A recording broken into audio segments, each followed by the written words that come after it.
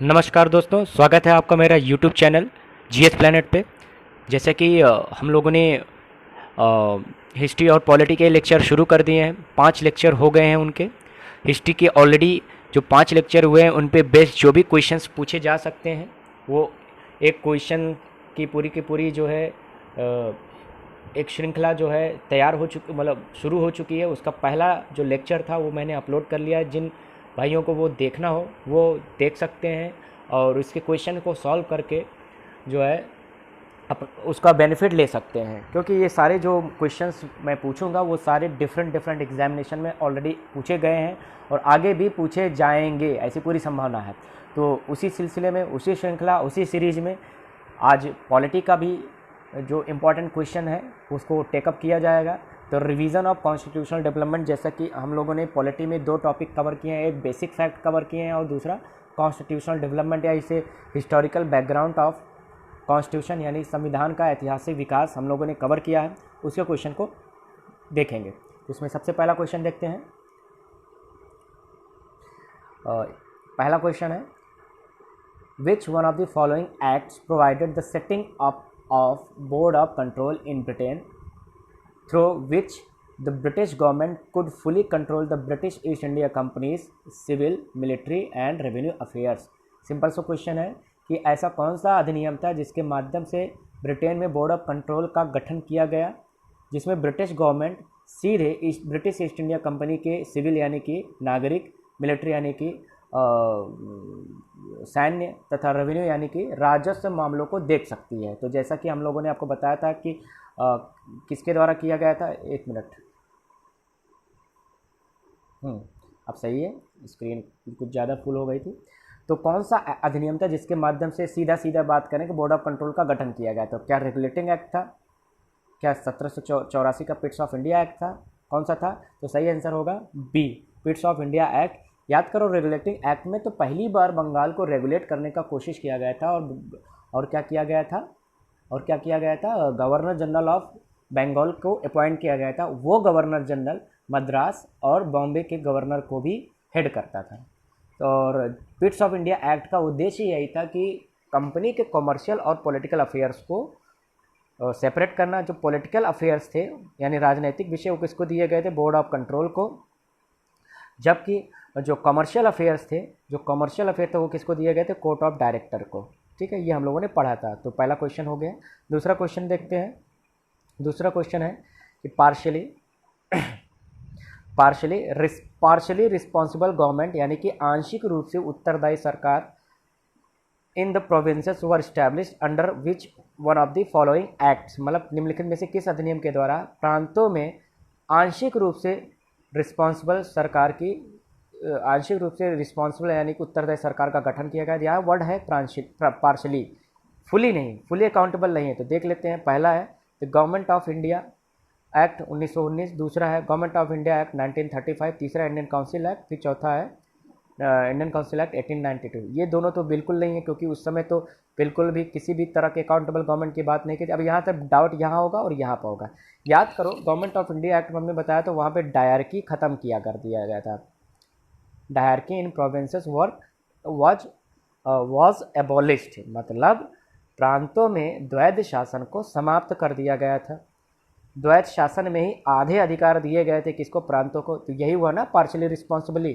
जबकि government of India act 1935 में जो है क्या किया था? प्रांतों को क्या दे दिया गया था? पूरी आज़ादी दे दी गई थी। पूरी मतलब काफ़ी पूरे जो प्रोविंशियल सब्जेक्ट्स थे, जो प्रांतीय विषय थे, वो पूरी तरह से सौंप दिए गए थे प्रांतीय विधानसभा को। तो पूरी तरह से फुल रिस्पॉन्सिबल गवर्नमेंट हो गया। जबकि 1919 में द्वैध शासन के दौरान पार्शियल रिस्पॉन्सिबल गवर्नमेंट को सेटअप किया। तो इसका सही आंसर क्या होगा? ए। कहीं अगर क्वेश्चन में किसी भी प्रकार का डाउट है तो आप कमेंट बॉक्स में कमेंट कर सकते हैं, जिसको मैं नेक्स्ट लेक्चर में क्लैरिफाई करने की कोशिश करूँगा। Thank you. आगे देखते हैं अगला question. Which one of the following pairs is correctly matched, मतलब निम्नलिखित में से कौन से ऐसे अधिनियम है जिनमें जो प्रावधान किए गए थे उनसे सही तरीके से जुड़ी हुई हैं? तो पहला देख लेते हैं, इंडियन काउंसिल एक्ट 1982 लिखा है, ये 1892 है। 1892 प्रिंसिपल ऑफ इलेक्शन। दूसरा Indian council act 1909, responsible government ये तो है ही नहीं, रिस्पॉन्सिबल गवर्नमेंट किसी भी प्रकार के नहीं होती। 1919 में पार्शियल और 1935 में fully in province. Government of India act 1909, provincial autonomy ये तो है ही नहीं, क्योंकि गवर्नमेंट ऑफ इंडिया एक्ट 1900 कब आया था, कब आया था, 1919 में आया था।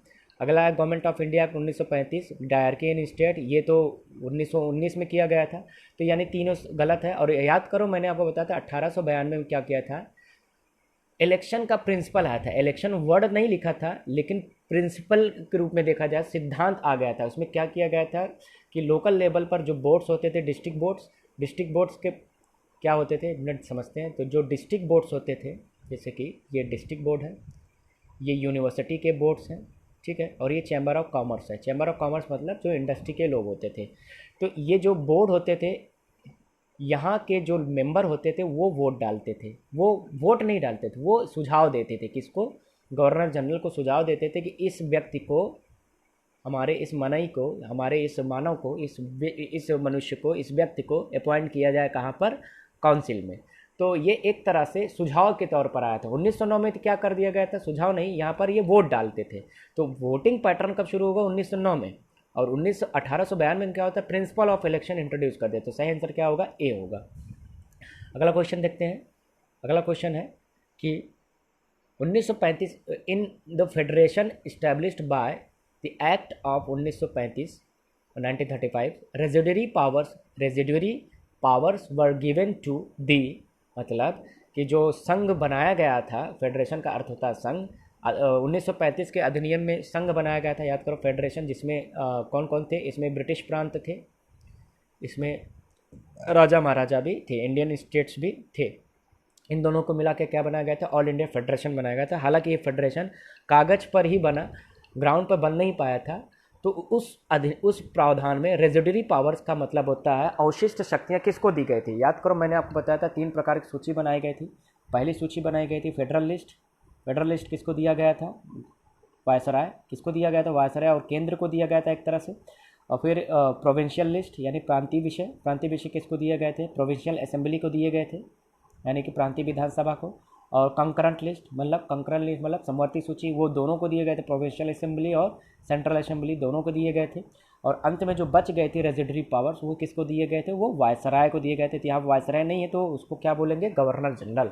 क्या, गवर्नर जनरल। अब आपको लोग डाउट होगा कि गवर्नर जनरल का पोस्ट तो 1858 में ही खत्म हो गया था। यस, गवर्नर जनरल का जो पोस्ट खत्म हो तो वो ईस्ट इंडिया के गवर्नर जनरल का पोस्ट खत्म हुआ था।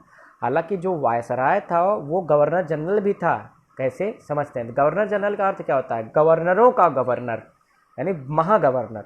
तो अगर मद्रास है, मान लो ये मद्रास प्रांत है, ये बंगाल प्रांत है, ये बॉम्बे प्रांत है, ठीक है, ये पंजाब प्रांत है, ये दिल्ली प्रांत है, तो ये ढेर सारे प्रांत हैं, इसमें अलग अलग गवर्नर होंगे। इन सभी गवर्नर को हेड कौन कर रहा है, वायसराय। सभी गवर्नर को हेड कौन कर रहा है, वायसराय। तो वायसराय हुआ ना गवर्नर जनरल। तो वायसराय के पास वो रेजिडरी पावर, अवशिष्ट शक्तियाँ दी गई थी। आगे देखते हैं। The government of India act 1919 was based on, मतलब गवर्नमेंट ऑफ इंडिया एक्ट यानी कि 1919 का जो भारत शासन अधिनियम था, वाज बेस्ड अपॉन, वो किसके आधार पर बना था। तो ऑप्शन है पार्लियामेंट्री रिफॉर्म्स, बिल्कुल नहीं। ये कौन सा था, 1909 का, ये कौन सा था, 1909 का, एक मिनट,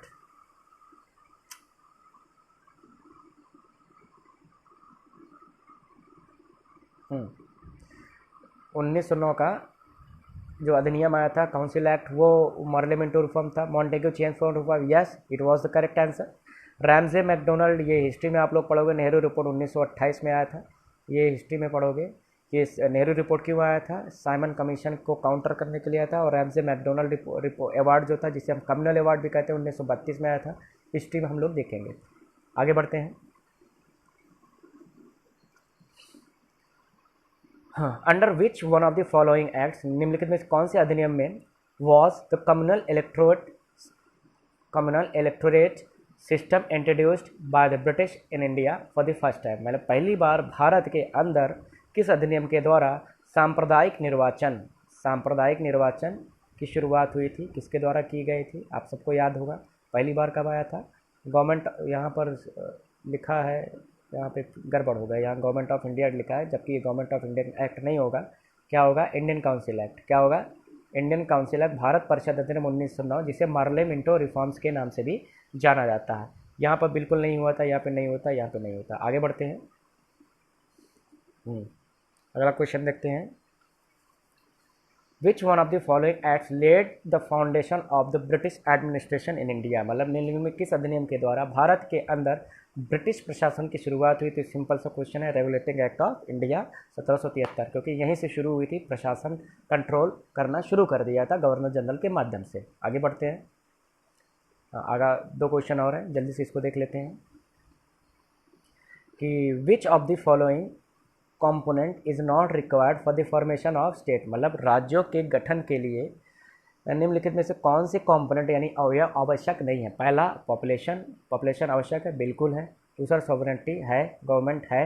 अथॉरिटी नहीं, अथॉरिटी नहीं चाहिए। देखिए राज्य के हमने 4 अवयव बताए थे। सबसे पहला क्या? लैंड चाहिए होता है, वो भी सर्टेन निश्चित। दूसरा पॉपुलेशन, और तीसरा गवर्नमेंट, और चौथा क्या होता है? सॉवरेनिटी। ठीक है, ऐसे ही आपको अथॉरिटी का मतलब प्राधिकार। देखिए ऐसे ही आपको सिमिलर वर्ड्स देगा एग्जामिनर कंफ्यूज करने के लिए। तो संप्रभुता और प्राधिकार दोनों में अंतर है। संप्रभुता का मतलब होता है निर्णय लेने की स्वतंत्रता, और अथॉरिटी का मतलब होता है जहाँ पर आपको कुछ राइट्स दिए गए होते हैं, कुछ पावर्स दिए गए होते हैं, और साथ ही साथ आपको कुछ ड्यूटीज़ दिए जाते हैं। जैसे आपको कहते हैं ना अथॉरिटी को कुछ ड्यूटीज़ भी होते हैं कि वो नागरिकों को सेवा करना है, उनकी नागरिकों की सेवा करना है, और साथ ही साथ कुछ पावर्स भी दिए गए हैं ताकि सेवा को वो पूरी तरह से इफेक्टिवली कंडक्ट कर सके। तो ये था अगला क्वेश्चन, देखते हैं। Which of the following is part of union executive, यानी कि संघीय, या जिसे हम केंद्र सरकार कह सकते हैं, संघीय कार्यपालिका का निम्नलिखित में से कौन सा भाग है? संघीय कार्यपालिका, गवर्नर, राज्यपाल, बिल्कुल नहीं, क्योंकि राज्यपाल तो राज्य का भाग हो जाता है। प्रेसिडेंट, मेंबर ऑफ पार्लियामेंट, या नन ऑफ द अबव। तो सही आंसर क्या होगा? प्रेसिडेंट, राष्ट्रपति। आप लोग जब हम आगे पढ़ेंगे संविधान में, तो आर्टिकल 53 जब पढ़ेंगे तो उसमें बताया गया, आर्टिकल 53 कहता है कि राष्ट्रपति संघीय कार्यपालिका का नाम मात्र का अध्यक्ष है। ही is the nominal head of union executive. तो हेड है, नाम मात्र का क्यों है? क्योंकि वो उसको जो भी कार्य करने होते हैं वो केंद्रीय मंत्रिपरिषद की सलाह पर करने होते हैं। He acts on aid and advice of union executive, union council of minister, that's why he is the nominal head of union executive. चूँकि हेड है इसलिए वो उसका पार्ट आ जाता है। तो मित्रों आज हम लोगों ने इस क्वेश्चन को कवर किया। आगे जो भी टॉपिक्स कवर होते रहेंगे उसके क्वेश्चंस भी अपलोड कर दिए जाएंगे। जिन्होंने अभी तक चैनल सब्सक्राइब नहीं किया है मित्रों, सब्सक्राइब कर लीजिए, जिससे आपको नोटिफिकेशन मिलता रहे वीडियोज़ के। Thank you.